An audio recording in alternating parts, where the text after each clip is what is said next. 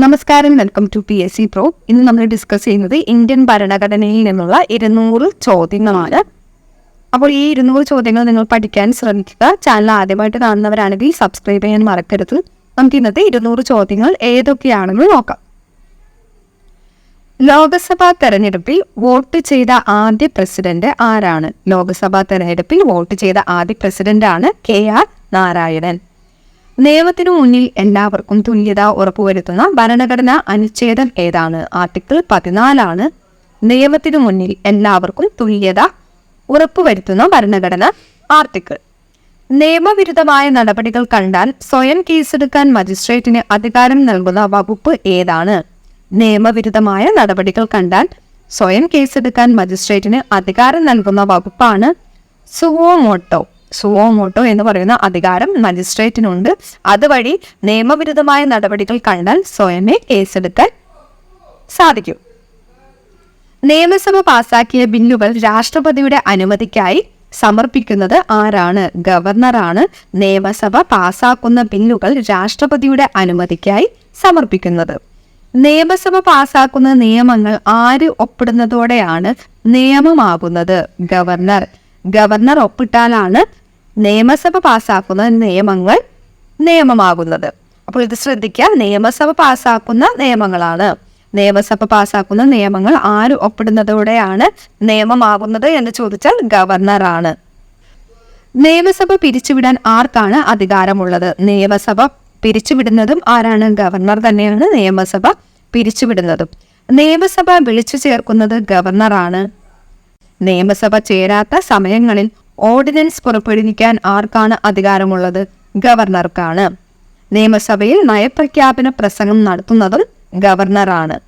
അപ്പോൾ നമ്മൾ ഗവർണറെ കുറിച്ച് പറഞ്ഞത് എന്തൊക്കെയാണ്? നിയമസഭ പിരിച്ചുവിടാനുള്ള അധികാരമുള്ളത് ഗവർണർക്കാണ്. നിയമസഭ വിളിച്ചു ചേർക്കുന്നത് ആരാണ്? ഗവർണറാണ്. നിയമസഭ ചേരാത്ത സമയങ്ങളിൽ ഓർഡിനൻസ് പുറപ്പെടുവിക്കുന്നത് ആരാണ്? ഗവർണറാണ്. അതുപോലെ നിയമസഭയിൽ നയപ്രഖ്യാപന പ്രസംഗം നടത്തുന്നതും ഗവർണറാണ്. നിയമസഭയിൽ ബഡ്ജറ്റ് അവതരിപ്പിക്കുന്നത് ധനമന്ത്രിയാണ് നിയമസഭയിൽ ബഡ്ജറ്റ് അവതരിപ്പിക്കുന്നത്. അടുത്ത ചോദ്യം, നിയമസഭാ സ്പീക്കർ രാജി സമർപ്പിക്കേണ്ടത് ആർക്കാണ്? നിയമസഭ സ്പീക്കർ രാജിക്കത്ത് സമർപ്പിക്കേണ്ടത് ആർക്കാണ്? ഡെപ്യൂട്ടി സ്പീക്കർക്കാണ്. സംസ്ഥാന മുഖ്യമന്ത്രി, ലോക്സഭാ സ്പീക്കർ, രാഷ്ട്രപതി എന്നീ പദവികൾ വഹിച്ച ഏക വ്യക്തിയാണ് നീലം സഞ്ജീവ റെഡ്ഡി. സംസ്ഥാന മുഖ്യമന്ത്രി, അതുപോലെ ലോക്സഭാ സ്പീക്കർ, രാഷ്ട്രപതി എന്നീ പദവികൾ വഹിച്ച ഏക വ്യക്തിയാണ് നീലം സഞ്ജീവ റെഡ്ഡി. സംസ്ഥാന ഭരണം സംബന്ധിച്ച എല്ലാ ഉത്തരവുകളും ആരുടെ പേരിലാണ് പുറപ്പെടുവിക്കുന്നത്? സംസ്ഥാന ഭരണം സംബന്ധിച്ചിട്ടുള്ള എല്ലാ ഉത്തരവുകളും ആരുടെ പേരിലാണ് പുറപ്പെടുവിക്കുന്നത്? ഗവർണറുടെ പേരിലാണ് പുറപ്പെടുവിക്കുന്നത്. നിയമസഭാംഗം അവതരിപ്പിക്കുന്ന ബില്ല് എത്ര വായനയിലൂടെ കടന്നു പോകുന്നു? ഒരു നിയമസഭാംഗം അവതരിപ്പിക്കുന്ന ബില്ല് 3 തവണ വായനയിലൂടെ കടന്നു പോകുന്നുണ്ട്. 3 അതിന്റെ ആൻസർ. ഭരണഘടനയുടെ ഏത് അനുച്ഛേദ പ്രകാരമാണ് രാജ്യസഭയിലേക്ക് സാഹിത്യം, ശാസ്ത്രം, കല, സാമൂഹിക പ്രവർത്തനം എന്നീ രംഗങ്ങളിൽ പ്രഗത്ഭരായ 12 പേരെ രാഷ്ട്രപതി നാമനിർദ്ദേശം ചെയ്യുന്നത്? രാജ്യസഭയിലേക്ക് രാഷ്ട്രപതി നാമനിർദ്ദേശം ചെയ്യുന്നത് 12 പേരെയാണ്. ഈ 12 പേര് സാഹിത്യം, ശാസ്ത്രം, കല, സാമൂഹിക പ്രവർത്തനം എന്നീ രംഗങ്ങളിൽ പ്രഗത്ഭരായവരായിരിക്കും. ഇങ്ങനെ നാമനിർദ്ദേശം ചെയ്യുന്ന ഭരണഘടനയുടെ അനുച്ഛേദമാണ് 80-ാം അനുച്ഛേദം. 80-ാം അനുച്ഛേദം വഴിയാണ് ഭരണഘടനയുടെ 80-ാം അനുച്ഛേദം വഴിയാണ് രാജ്യസഭയിലേക്ക് ഈ 12 പേരെ രാഷ്ട്രപതി നാമനിർദ്ദേശം ചെയ്യുന്നത്. Public account committee PAC public account committee ചെയർമാനെ നിയമിക്കുന്നത് ആരാണ്? സ്പീക്കറാണ് പബ്ലിക് അക്കൗണ്ട് കമ്മിറ്റി ചെയർമാനെ നിയമിക്കുന്നത്. പബ്ലിക് അക്കൗണ്ട്സ് കമ്മിറ്റിയിലെ അംഗസംഖ്യ 22 പബ്ലിക് അക്കൗണ്ട് കമ്മിറ്റിയിലെ അംഗസംഖ്യ 22. പബ്ലിക് അക്കൗണ്ട് കമ്മിറ്റിയിലെ ചെയർമാനെ നിയമിക്കുന്നത് സ്പീക്കറാണ്. പബ്ലിക് അക്കൗണ്ട്സ് കമ്മിറ്റിയുടെ ചെയർമാനായി സാധാരണ നിയമിതനാകുന്നത് പ്രതിപക്ഷ നേതാവായിരിക്കും. പബ്ലിക് അക്കൗണ്ട്സ് കമ്മിറ്റിയുടെ PACയുടെ ചെയർമാനായി സാധാരണയായി നിയമിതനാകുന്നത് പ്രതിപക്ഷ നേതാവാണ്. അദ്ദേഹത്തെ നിയമിക്കുന്നത് സ്പീക്കറാണ്. അടുത്ത ചോദ്യം, പഞ്ചായത്ത് രാജ് സംവിധാനത്തിന് ആ പേര് നൽകിയത് ആരാണ്? പഞ്ചായത്ത് രാജ് സംവിധാനത്തിന് ആ പേര് നൽകിയത് ജവഹർലാൽ നെഹ്റു ആണ്. പാർലമെന്റിൽ അംഗമല്ലാത്ത ഒരാൾക്ക് പരമാവധി എത്ര കാലം പ്രധാനമന്ത്രി പദത്തിൽ തുടരാം? 6 മാസം വരെ പാർലമെന്റിൽ അംഗത്വം ഇല്ലെങ്കിലും ഒരാൾക്ക് പരമാവധി 6 മാസം വരെ പ്രധാനമന്ത്രി പദത്തിൽ തുടരാൻ സാധിക്കും. പാർലമെന്റിന്റെ ഇരുസഭകളുടെയും സംയുക്ത സമ്മേളനത്തിൽ അധ്യക്ഷത വഹിക്കുന്നത് എപ്പോഴും ലോകസഭ സ്പീക്കർ ആയിരിക്കും. സംയുക്ത സമ്മേളനം പാർലമെന്റിന്റെ ഇരുസഭകളുടെയും രാജ്യസഭയുടെയും ലോകസഭയുടെയും സംയുക്ത സമ്മേളനത്തിൽ അധ്യക്ഷത വഹിക്കുന്നത് എപ്പോഴും ലോകസഭ സ്പീക്കറാണ്. പാർലമെന്റിന്റെ ഇരുസഭകളുടെയും സംയുക്ത സമ്മേളനം വിളിച്ചു ചേർക്കുന്നത് രാഷ്ട്രപതിയാണ്. സംയുക്ത സമ്മേളനം വിളിച്ചു ചേർക്കുന്നത് രാഷ്ട്രപതിയാണ്. അതിന്റെ അധ്യക്ഷൻ എപ്പോഴും ലോകസഭ സ്പീക്കർ ആയിരിക്കും. അടുത്ത ചോദ്യം, പാർലമെന്റുകളുടെ മാതാവ് എന്നറിയപ്പെടുന്നത് ബ്രിട്ടനാണ്. പാർലമെന്റുകളുടെ മാതാവ് എന്നറിയപ്പെടുന്നത് ബ്രിട്ടനാണ്. പാർലമെന്റ് നടപടിക്രമങ്ങളിൽ ശൂന്യവേള എന്ന സമ്പ്രദായം ഇന്ത്യയിൽ ആരംഭിച്ച വർഷം? ശൂന്യവേള എന്ന സമ്പ്രദായം ഇന്ത്യയിൽ ആരംഭിച്ചത് 1962 പാർലമെന്റ് മന്ദിരം രൂപകൽപ്പന ചെയ്തത് ഹെർബർട്ട് ബേക്കർ ആണ് പാർലമെന്റ് മന്ദിരം രൂപകൽപ്പന ചെയ്തത്. പാർലമെന്റ് എന്നാൽ ലോകസഭയും രാജ്യസഭയും ഡാഷും ചേർന്നതാണ്. പ്രസിഡന്റ്. പാർലമെന്റ് എന്നാൽ ലോകസഭയും രാജ്യസഭയും പ്രസിഡന്റും ചേർന്നതാണ്. പാർലമെന്റ് സമ്മേളിക്കാത്തപ്പോൾ പ്രസിഡന്റ് പുറപ്പെടുവിക്കുന്ന ഉത്തരവുകൾ അറിയപ്പെടുന്നതാണ് ഓർഡിനൻസ്. പാർലമെന്റ് സമ്മേളിക്കാത്ത സാഹചര്യത്തിൽ പ്രസിഡന്റ് പുറപ്പെടുവിക്കുന്ന ഉത്തരവ് അറിയപ്പെടുന്നത് ഓർഡിനൻസ് എന്നാണ്. പുതിയ അഖിലേന്ത്യാ സർവീസ് രൂപവൽക്കരിക്കാനുള്ള പ്രമേയം ആദ്യം അവതരിപ്പിക്കേണ്ടത് രാജ്യസഭയിലാണ്. പുതിയ അഖിലേന്ത്യാ സർവീസ് രൂപവൽക്കരിക്കാനുള്ള പ്രമേയം ആദ്യം അവതരിപ്പിക്കേണ്ടത് രാജ്യസഭയിലാണ്. 14ാമത്തെ ഭരണഘടനാ ഭേദഗതിയിലൂടെ ഇന്ത്യൻ യൂണിയനോട് കൂട്ടിച്ചേർക്കപ്പെട്ട പ്രദേശമാണ് പുതുച്ചേരി. പുതുച്ചേരി ഇന്ത്യൻ യൂണിയനോട് കൂട്ടിച്ചേർക്കപ്പെട്ട പ്രദേശമാണ്. അത് ഏത് ഭേദഗതിയിലൂടെയാണ്? 14ാമത്തെ ഭരണഘടനാ ഭേദഗതിയിലൂടെയാണ് പുതുച്ചേരിയെ ഇന്ത്യൻ യൂണിയനോട് കൂട്ടിച്ചേർക്കപ്പെട്ടത്. പശ്ചിമ ബംഗാളിലെ ഗവൺമെന്റ് സെക്രട്ടേറിയറ്റ് മന്ദിരത്തിന്റെ പേരാണ് റൈറ്റേഴ്സ് ബിൽഡിംഗ്. റൈറ്റേഴ്സ് ബിൽഡിംഗ് എന്നറിയപ്പെടുന്നത് പശ്ചിമ ബംഗാളിലെ ഗവൺമെന്റ് സെക്രട്ടേറിയറ്റ് മന്ദിരമാണ്. പദവിയിലിരിക്കെ അന്തരിച്ച ആദ്യത്തെ ലോക്സഭാ സ്പീക്കറാണ് JV മാവ്ലാങ്കർ. പദവിയിലിരിക്കെ അന്തരിച്ച ആദ്യത്തെ ലോക്സഭാ സ്പീക്കറാണ് JV മാവ്ലാങ്കർ. ഫിനാൻസ് കമ്മീഷൻ ചെയർമാനെ നിയമിക്കുന്നത് പ്രസിഡന്റാണ്. ഫിനാൻസ് കമ്മീഷൻ ചെയർമാനെ നിയമിക്കുന്നത് പ്രസിഡന്റാണ്. ഭരണഘടനാ പ്രകാരം ഗവർണറുടെ അഭാവത്തിൽ ചുമതലകൾ വഹിക്കുന്നത് ഹൈക്കോടതി ചീഫ് ജസ്റ്റിസ് ആണ്. ഓർത്തിരിക്കുക, ഭരണഘടനാ പ്രകാരം ഗവർണർ ഇല്ലാത്ത സാഹചര്യത്തിൽ ഗവർണറുടെ ചുമതലകൾ നിർവഹിക്കുന്നത് ഹൈക്കോടതി ചീഫ് ജസ്റ്റിസ് ആണ്. ഭരണഘടന ഉറപ്പു നൽകുന്ന മൗലിക അവകാശങ്ങൾ 6 ഭരണഘടന എന്ന ആശയം ഏത് രാജ്യത്താണ് ഉരുത്തിരിഞ്ഞത്? ബ്രിട്ടൻ. ഭരണഘടനാ പ്രകാരം ഇന്ത്യയിൽ നിർവഹണാധികാരം ആരിൽ നിക്ഷിപ്തമായിരിക്കുന്നു? അതിന്റെ ആൻസർ പ്രസിഡന്റ് ആണ്. ഭരണഘടനാ പ്രകാരം ഇന്ത്യയിലെ നിർവഹണാധികാരം ഉള്ള വ്യക്തിയാണ് പ്രസിഡന്റ്. എന്നാൽ ഭരണഘടനാ പ്രകാരം ഇന്ത്യയിൽ യഥാർത്ഥ നിർവഹണാധികാരം നിക്ഷിപ്തമായിരിക്കുന്നത് ക്യാബിനറ്റിലാണ്. ക്യാബിനറ്റ് തീരുമാനിക്കുന്ന നിയമങ്ങളാണ് പ്രസിഡന്റ് നടപ്പാക്കുന്നത്. അതുകൊണ്ട് ഭരണഘടനാ പ്രകാരം ഇന്ത്യയിൽ യഥാർത്ഥ നിർവഹണാധികാരം നിക്ഷിപ്തമായിരിക്കുന്നത് ക്യാബിനറ്റിൽ തന്നെയാണ്. ഭരണഘടനയിൽ ഇപ്പോൾ ഉള്ള പട്ടികകൾ 12. ഭരണഘടനയിലെ മൗലിക കർത്തവ്യങ്ങൾ 11. ഭരണഘടനയുടെ 73ാം ഭേദഗതി എത്രാമത്തെ ഭാഗത്താണ് ഉൾപ്പെടുത്തിയിരിക്കുന്നത്? ഭരണഘടനയുടെ 73ാം ഭേദഗതി വരുന്നത് 11ാം ഭാഗത്താണ്. ഭരണഘടനയുടെ അനുച്ഛേദം 352 പ്രകാരം പ്രസിഡന്റ് ആദ്യമായി അടിയന്തരാവസ്ഥ പ്രഖ്യാപിച്ച വർഷം 1962 1962 ആദ്യമായിട്ട് അടിയന്തരാവസ്ഥ പ്രഖ്യാപിക്കുന്നത്. അത് ആർട്ടിക്കിൾ 352 പ്രകാരമാണ്. ഭരണഘടനയുടെ മനസാക്ഷി എന്നറിയപ്പെടുന്നത് ആർട്ടിക്കിൾ 19 ആർട്ടിക്കിൾ 19 ഭരണഘടനയുടെ മനസാക്ഷി എന്നറിയപ്പെടുന്നത്. സ്വാതന്ത്ര്യവുമായി ബന്ധപ്പെട്ട ആർട്ടിക്കിളാണ് ആർട്ടിക്കിൾ 19. ഭരണഘടനയുടെ ആമുഖം ഇതുവരെ എത്ര പ്രാവശ്യം ഭേദഗതി ചെയ്തിട്ടുണ്ട്?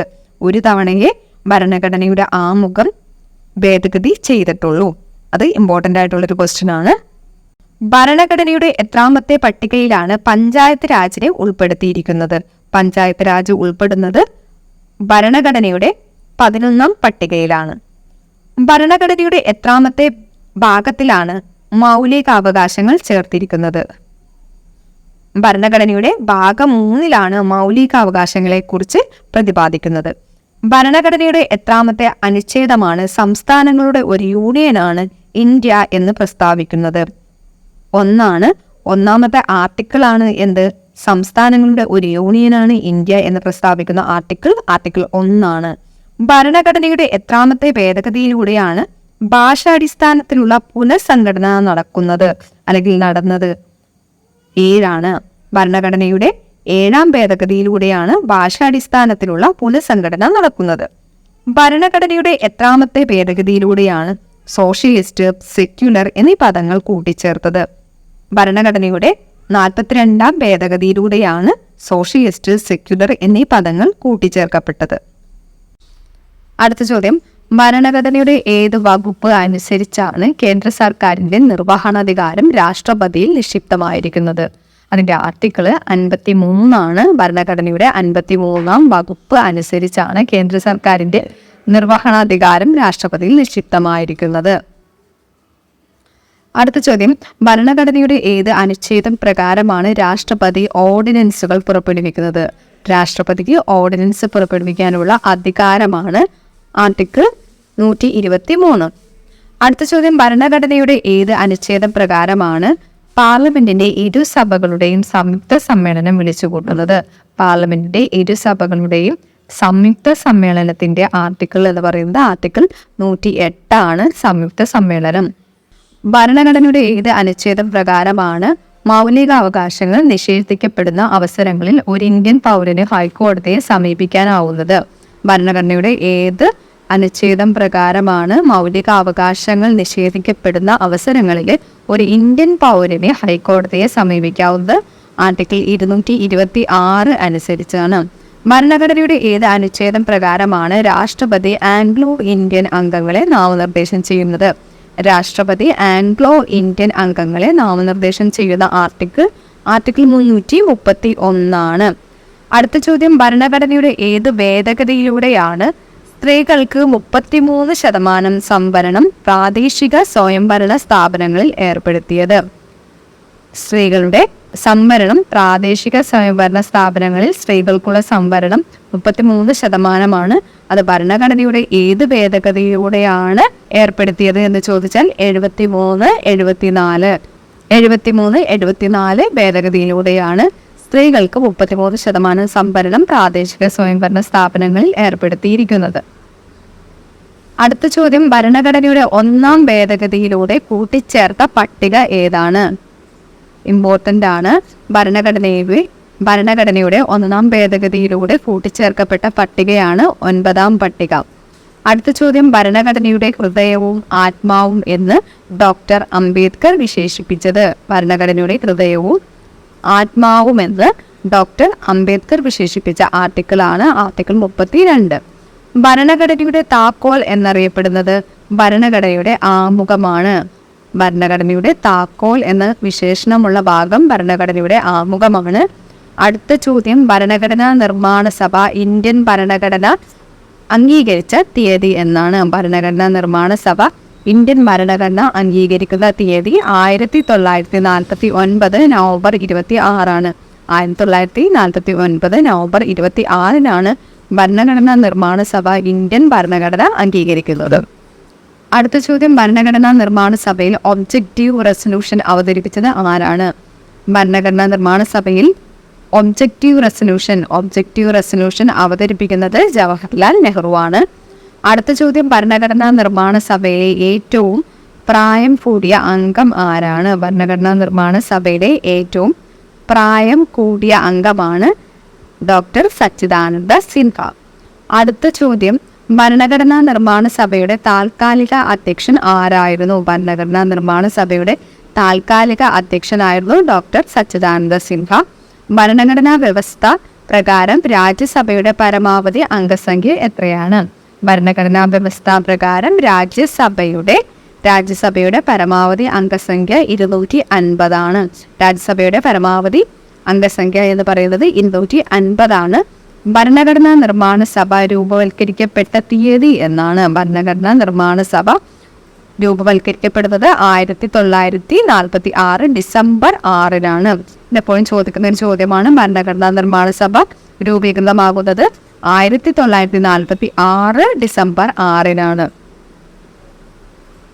അടുത്ത ചോദ്യം, ഭരണഘടനാ നിർമ്മാണ സഭയുടെ അധ്യക്ഷൻ ആരാണ്? ഭരണഘടനാ നിർമ്മാണ സഭയുടെ അധ്യക്ഷനാണ് ഡോക്ടർ രാജേന്ദ്ര പ്രസാദ്. ഭരണഘടനാപരമായ പരിഹാരങ്ങൾക്ക് ഇന്ത്യൻ ഭരണഘടനയിൽ വ്യവസ്ഥ ചെയ്തിട്ടുള്ള റിട്ടുകളുടെ എണ്ണം 5 ഭരണഘടനയിൽ ആകെ 5 റിട്ടുകളാണ് നിലവിലുള്ളത്. ഭരണഘടനാ ഭേദഗതികളെ പറ്റി പ്രതിപാദിക്കുന്ന വകുപ്പ് ഏതാണ്? ഭരണഘടനാ ഭേദഗതികളെ കുറിച്ച് പറയുന്ന ആർട്ടിക്കിൾ എന്ന് പറയുന്നത് 368 ആർട്ടിക്കിൾ 368 ഭരണഘടന ഭേദഗതികളെ കുറിച്ച് പ്രതിപാദിക്കുന്നത്. അടുത്ത ചോദ്യം, ഭാരത സർക്കാരിന്റെ എല്ലാ പ്രവൃത്തികളും ആരുടെ പേരിലാണ് നടത്തുന്നത്? ഇതിന്റെ ആൻസർ രാഷ്ട്രപതിയാണ്. രാഷ്ട്രപതിയുടെ പേരിലാണ് ഭാരത സർക്കാരിന്റെ എല്ലാ പ്രവൃത്തികളും നടക്കുന്നത്.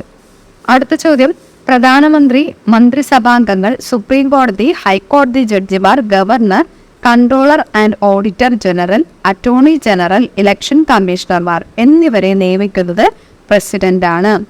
പ്രധാനമന്ത്രി, മന്ത്രിസഭാംഗങ്ങൾ, സുപ്രീം കോടതി, ഹൈക്കോടതി ജഡ്ജിമാർ, governor, controller and auditor general, attorney general, election കമ്മീഷണർമാർ എന്നിവരെ നിയമിക്കുന്നത് രാഷ്ട്രപതി അല്ലെങ്കിൽ പ്രസിഡന്റാണ്.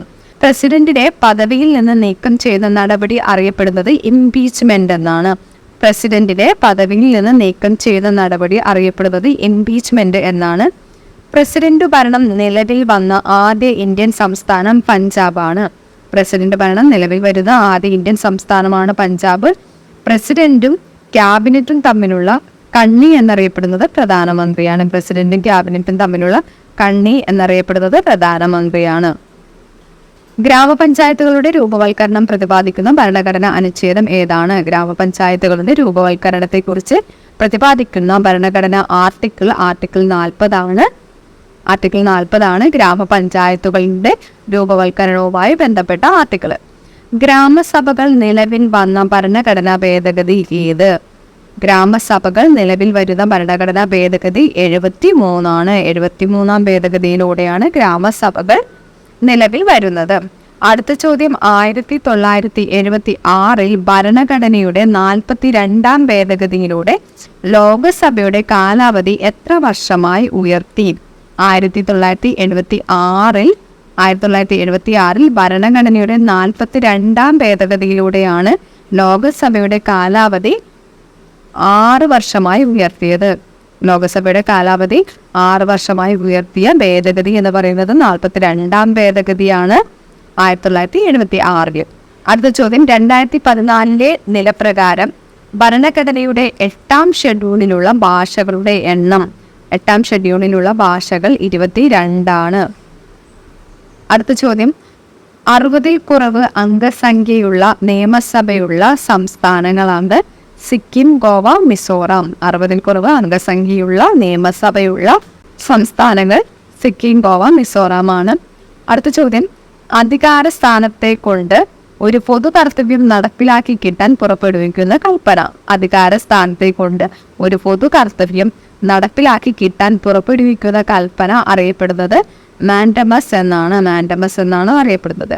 മധ്യപ്രദേശ് ഹൈക്കോടതിയുടെ ആസ്ഥാനം എന്ന് പറയുന്നത് ജബൽപൂർ ആണ്. സംസ്ഥാന മനുഷ്യാവകാശ കമ്മീഷൻ ചെയർമാനെ നിയമിക്കുന്നത് ഗവർണറാണ്.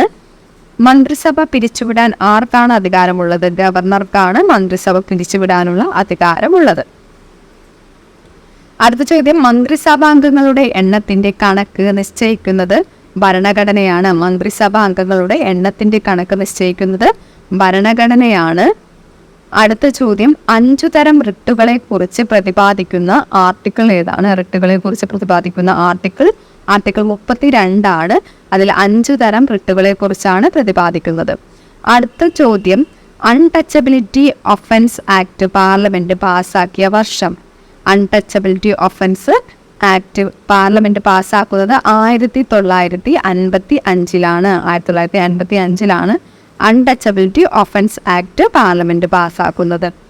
അടുത്ത ചോദ്യം, അണ്ണാ ദ്രാവിഡ മുന്നേറ്റ കഴകത്തിന്റെ ചിഹ്നം എന്താണ്? അണ്ണാ ദ്രാവിഡ മുന്നേറ്റ കഴകത്തിന്റെ ചിഹ്നം രണ്ടിലയാണ്.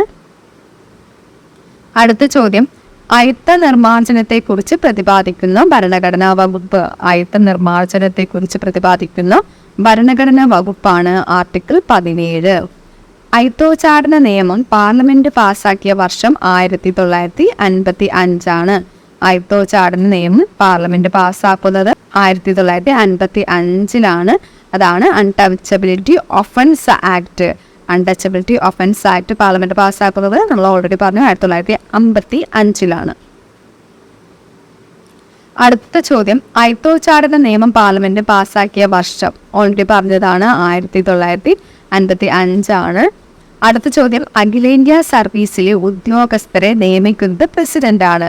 അഖിലേന്ത്യാ സർവീസിലെ ഉദ്യോഗസ്ഥരെ നിയമിക്കുന്നത് ആരാണ്? പ്രസിഡന്റാണ്. അടുത്ത ചോദ്യം, മുഖ്യമന്ത്രിയുടെ ഉപദേശപ്രകാരം മന്ത്രിമാർക്ക് വകുപ്പുകൾ വിഭജിച്ചു നൽകുന്നത് ആരാണ്? ഗവർണറാണ്. മുഖ്യമന്ത്രിയുടെ ഉപദേശപ്രകാരം ഗവർണറാണ് മന്ത്രിമാർക്ക് വകുപ്പുകൾ വിഭജിച്ച് നൽകുന്നത്. 3 ഭരണഘടകങ്ങളുടെ ആസ്ഥാനമായ ഏക ഇന്ത്യൻ നഗരമാണ് ചണ്ഡീഗഡ്.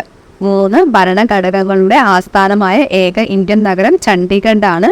അടുത്ത ചോദ്യം, മറ്റെങ്ങും പരാമർശിച്ചിട്ടില്ലാത്ത വിഷയങ്ങൾ മന്ത്രിസഭയ്ക്ക് വേണ്ടി ആരാണ് കൈകാര്യം ചെയ്യുന്നത്?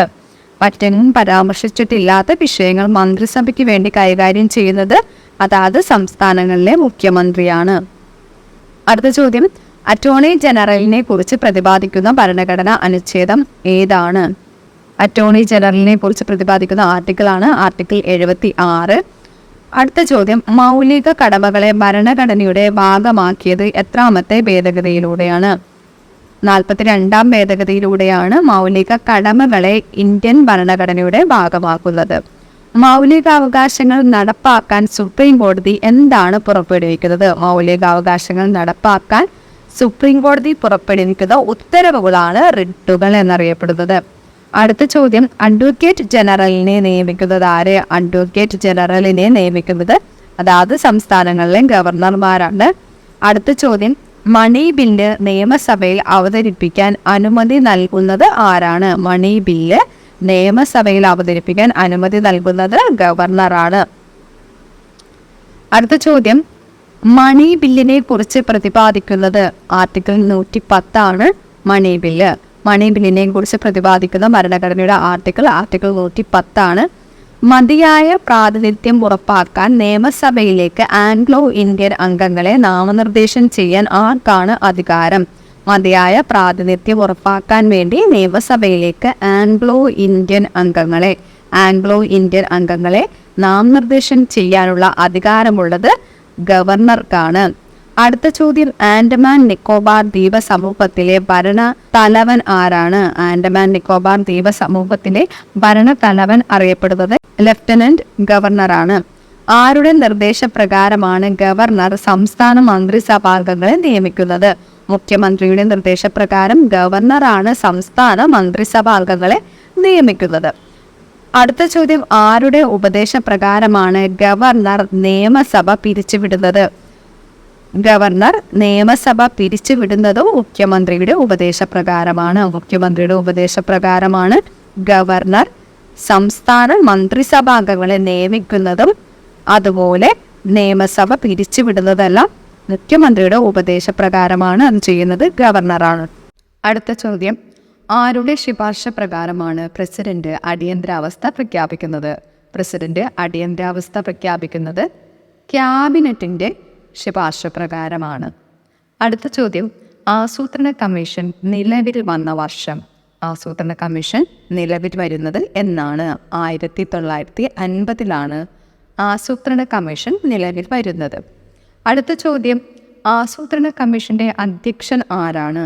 ആസൂത്രണ കമ്മീഷന്റെ അധ്യക്ഷൻ എല്ലായ്പ്പോഴും ആരാണ്? പ്രധാനമന്ത്രിയായിരിക്കും. അടുത്ത ചോദ്യം, ആസൂത്രണ കമ്മീഷന്റെ ആദ്യ അധ്യക്ഷൻ ആരാണ്? ആസൂത്രണ കമ്മീഷൻ നിലവിൽ വരുന്നത് 1950-ലാണ്. ആസൂത്രണ കമ്മീഷന്റെ അധ്യക്ഷൻ എന്ന് പറയുന്നത് പ്രധാനമന്ത്രിയായിരിക്കും. അപ്പോൾ ആദ്യത്തെ അധ്യക്ഷൻ എന്ന് പറയുന്നത് ആരാണ്? ജവഹർലാൽ നെഹ്റു ആണ്.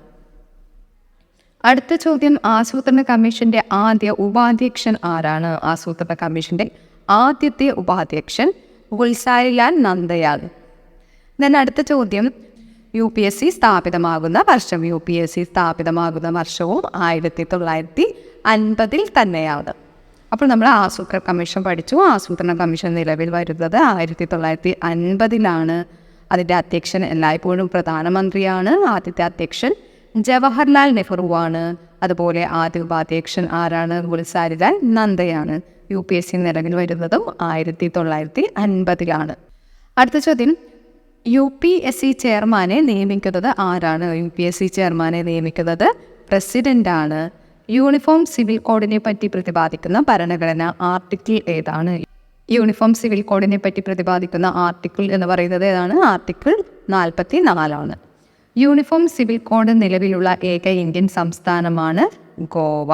അടുത്ത ചോദ്യം, യൂണിവേഴ്സൽ അഡൽട്ട് ഫ്രാഞ്ചൈസിയിലൂടെ, അതായത് സാർവത്രിക പ്രായപൂർത്തി വോട്ടവകാശം ഉറപ്പാക്കപ്പെടുന്നത് എന്താണ്? രാഷ്ട്രീയ സ്വാതന്ത്ര്യമാണ്.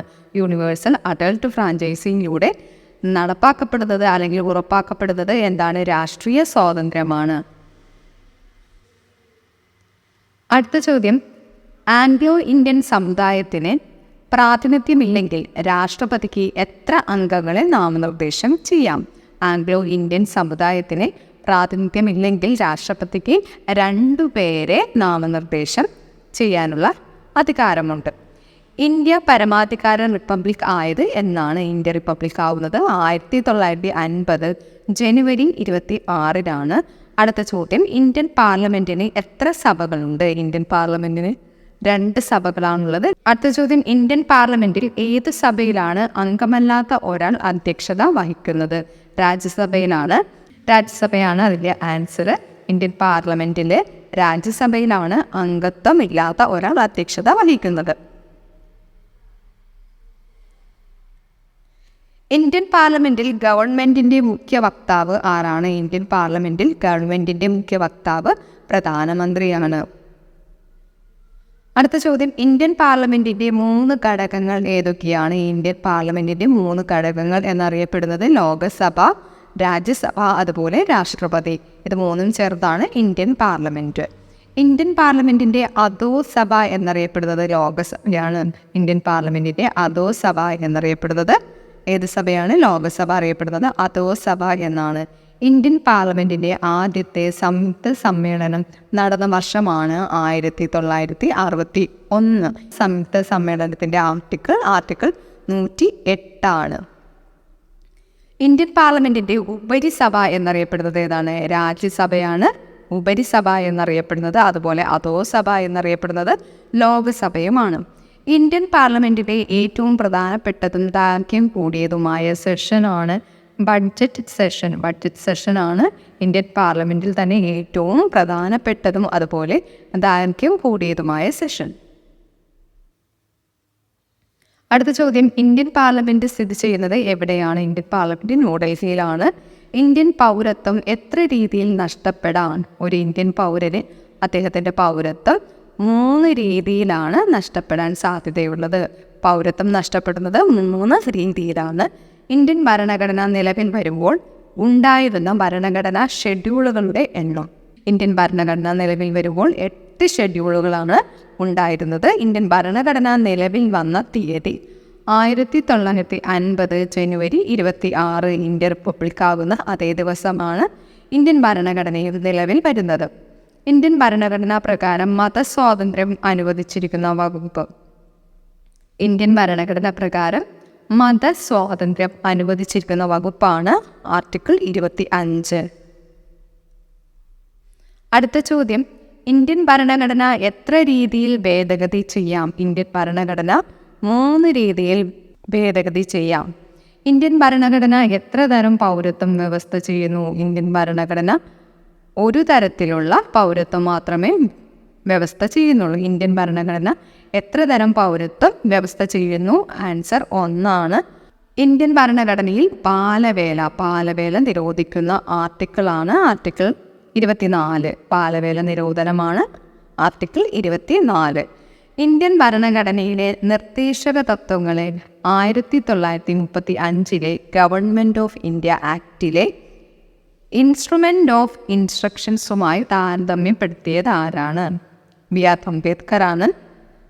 ഇന്ത്യൻ ഭരണഘടനയിലെ നിർദ്ദേശക തത്വങ്ങൾ DPSP എന്ന് പറയുന്ന ഭാഗത്തെ 1935 ഗവൺമെൻറ് ഓഫ് ഇന്ത്യ ആക്ടിലെ ഇൻസ്ട്രുമെൻ്റ് ഓഫ് ഇൻസ്ട്രക്ഷൻസുമായി താരതമ്യപ്പെടുത്തിയത് ആരാണ്? Doctor BR അംബേദ്കറാണ്.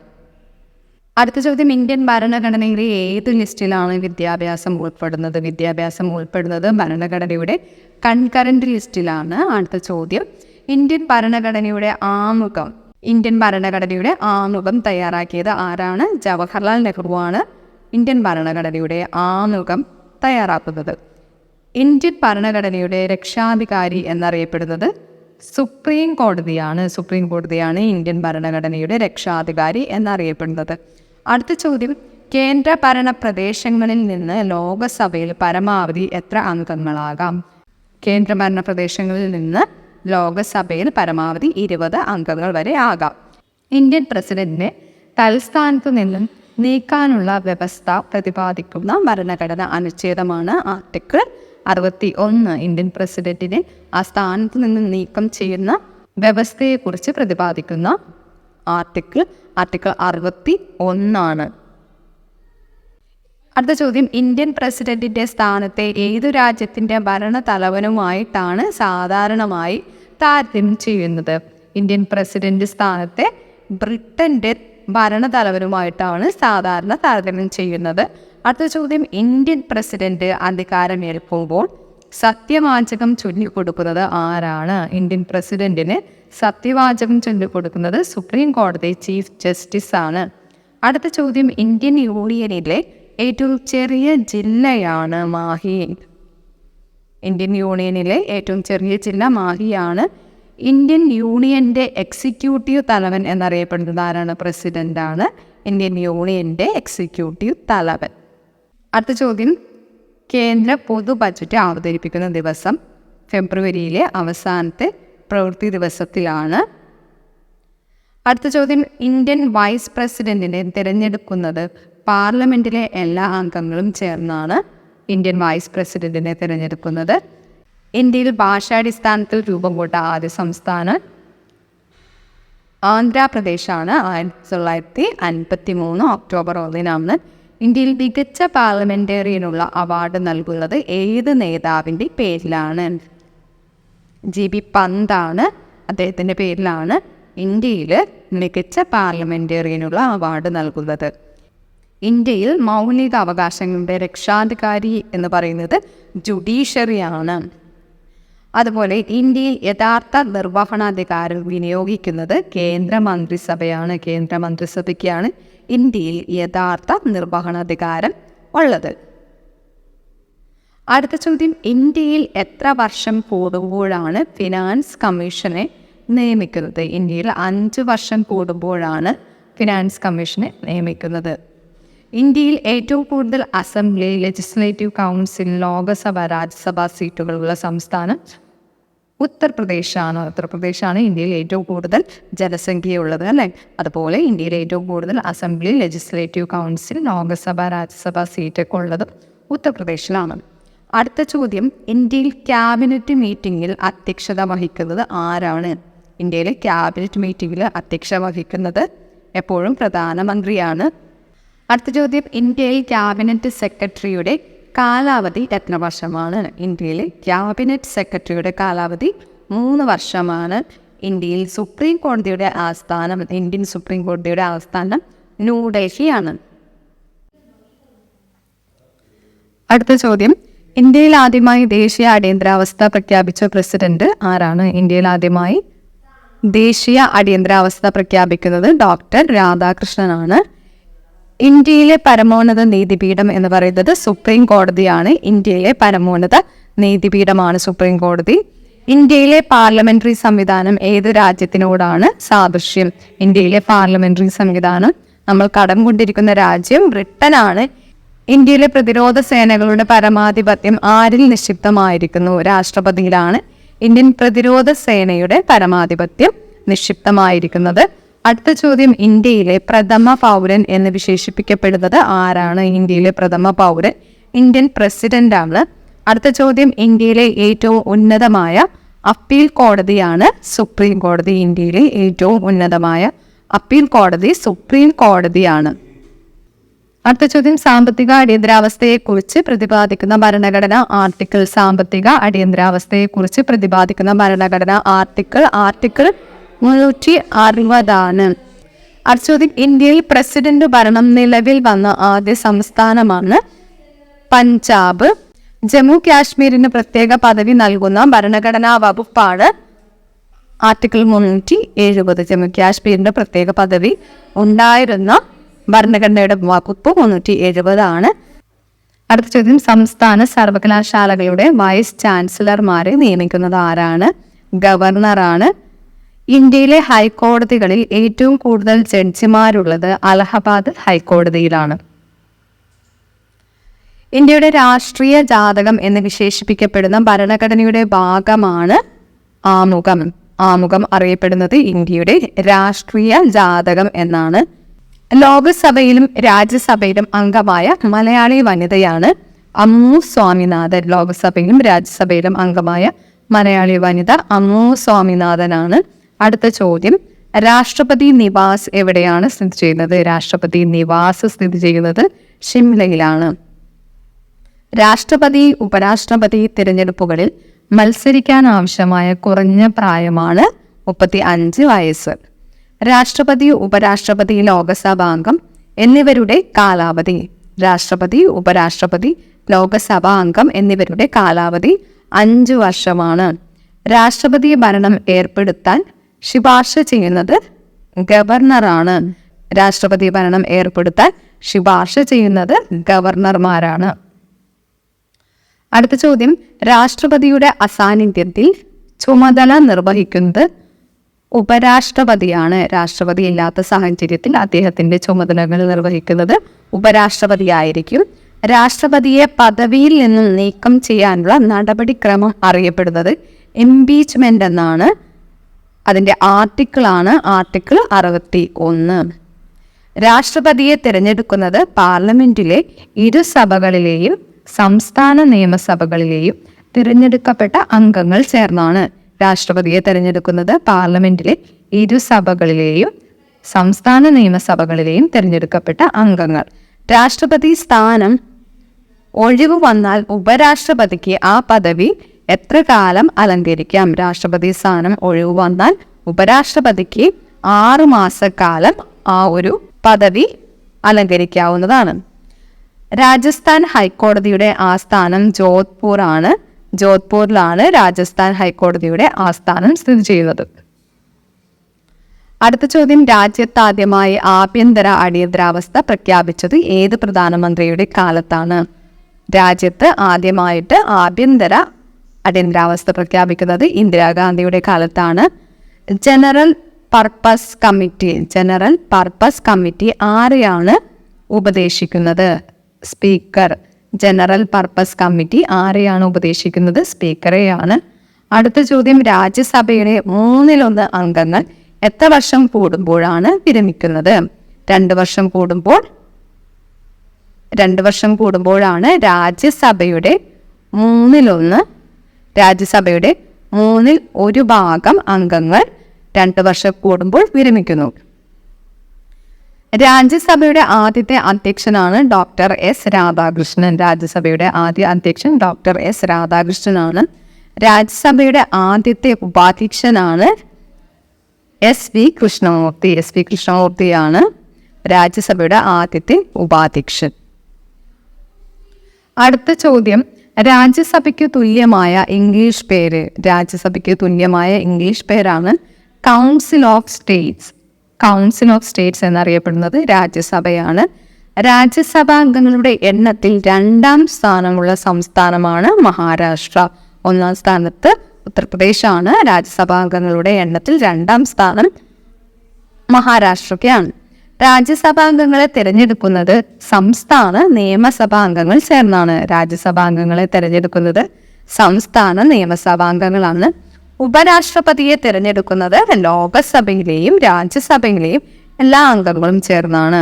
ഉപരാഷ്ട്രപതിയെ തിരഞ്ഞെടുക്കുന്നത് ലോകസഭയിലെയും രാജ്യസഭയിലെയും എല്ലാ അംഗങ്ങളും ചേർന്നാണ്. സംസ്ഥാനങ്ങളിൽ അടിയന്തരാവസ്ഥയെക്കുറിച്ച് പ്രതിപാദിക്കുന്ന ആർട്ടിക്കിൾ. സംസ്ഥാന അടിയന്തരാവസ്ഥയെക്കുറിച്ച് പ്രതിപാദിക്കുന്ന ആർട്ടിക്കിൾ 356 അടുത്ത ചോദ്യം, എത്ര വർഷത്തിലൊരിക്കലാണ് ഇന്ത്യയിൽ ധനകാര്യ കമ്മീഷനെ നിയമിക്കുന്നത്?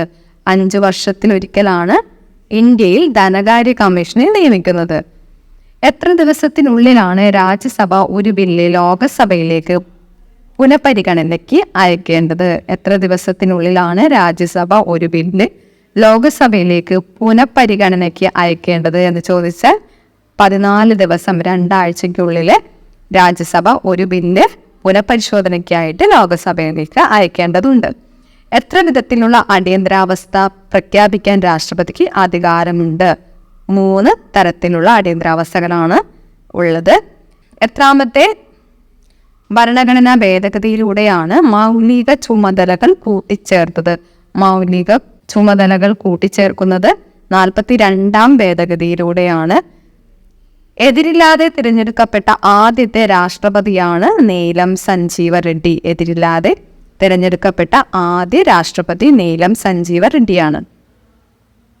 അടുത്ത ചോദ്യം, ഏറ്റവും കൂടുതൽ നിയമസഭാംഗങ്ങളുള്ള സംസ്ഥാനം. ഏറ്റവും കൂടുതൽ നിയമസഭാംഗങ്ങളുള്ള സംസ്ഥാനമാണ് ഉത്തർപ്രദേശ്. ഏറ്റവും കൂടുതൽ ജനസാന്ദ്രതയുള്ള കേന്ദ്രഭരണ പ്രദേശം ഡൽഹിയാണ്. ഡൽഹിയിലാണ് ഏറ്റവും കൂടുതൽ ജനസാന്ദ്രതയുള്ളത്. ഏതെങ്കിലും കക്ഷിയുടെ നേതാവിനെ പ്രതിപക്ഷ നേതാവായി അംഗീകരിക്കുന്നത് സ്പീക്കറാണ്. ഏതെങ്കിലും കക്ഷിയുടെ നേതാവിനെ പ്രതിപക്ഷ നേതാവായി അംഗീകരിക്കുന്നത് സ്പീക്കറാണ്. അടുത്ത ചോദ്യം, ഏതു രാജ്യത്തിന്റെ ഭരണഘടനയാണ് മാതൃകാ ഭരണഘടന എന്ന് വിശേഷിപ്പിക്കപ്പെടുന്നത്? ബ്രിട്ടന്റെ ഭരണഘടനയാണ് മാതൃകാ ഭരണഘടന എന്ന് വിശേഷണമുള്ളത്. സംസ്ഥാനത്ത് അറ്റോർണി ജനറലിനു സമാനമായ പദവി. അറ്റോർണി ജനറലിന് സമാനമായ സംസ്ഥാനത്തെ പദവിയാണ് അഡ്വക്കേറ്റ് ജനറൽ. അടുത്ത ചോദ്യം, ഒരു ബില്ല് നിയമമാകുന്നതിന് മുമ്പ് അത് നിയമസഭയിൽ എത്ര പ്രാവശ്യം വായിക്കും? ഒരു ബില്ല് നിയമമാകുന്നതിന് മുമ്പ് നിയമസഭയിൽ അത് 3 തവണ വായിക്കേണ്ടതുണ്ട്. വിദ്യാഭ്യാസം മൗലിക അവകാശമായി ഭരണഘടനയിൽ വ്യവസ്ഥ ചെയ്തത് എത്രാമത്തെ ഭേദഗതിയിലൂടെയാണ്? 86ാമത്തെ ഭേദഗതിയിലൂടെയാണ് വിദ്യാഭ്യാസം മൗലിക അവകാശമായി ഭരണഘടനയിൽ കൂട്ടിച്ചേർത്തത്. ക്യാബിനറ്റിന്റെ സുരക്ഷാ സമിതിയുടെ തലവൻ പ്രധാനമന്ത്രിയാണ്. ക്യാബിനറ്റിന്റെ സുരക്ഷാ സമിതിയുടെ തലവൻ പ്രധാനമന്ത്രിയാണ്. ക്യാബിനറ്റ് സമ്മേളിക്കുമ്പോൾ അധ്യക്ഷത വഹിക്കുന്നത് പ്രധാനമന്ത്രിയാണ്. ഗവർണറെ നിയമിക്കുന്നത് ആരാണ്? ഗവർണറെ നിയമിക്കുന്നത് രാഷ്ട്രപതിയാണ്. സംസ്ഥാന ഗവർണർമാരെ നിയമിക്കുന്നത് രാഷ്ട്രപതിയാണ്. സാധാരണമായി നിയമസഭയിൽ സഭാ നേതാവ് സ്ഥാനം വഹിക്കുന്നത് ആരാണ്? സാധാരണയായി സംസ്ഥാന നിയമസഭകളിലെ സഭയുടെ നേതാവ് സ്ഥാനം വഹിക്കുന്നത് എപ്പോഴും മുഖ്യമന്ത്രിയായിരിക്കും. ഇത്രയും നേരം നമ്മൾ ഡിസ്കസ് ചെയ്തത് ഭരണഘടനയിൽ നിന്നുള്ള 200 ചോദ്യങ്ങളാണ്. അപ്പോൾ അടുത്ത എക്സാമിന് പോകുന്നവർ ഇത്രയും ക്വസ്റ്റ്യൻസ് നോക്കിയിട്ട് പോകുക. വീഡിയോസ് ഇഷ്ടമായാൽ നിങ്ങൾ ചാനൽ സബ്സ്ക്രൈബ് ചെയ്യുക, കമൻറ്റ് ചെയ്യുക. Thanks for watching.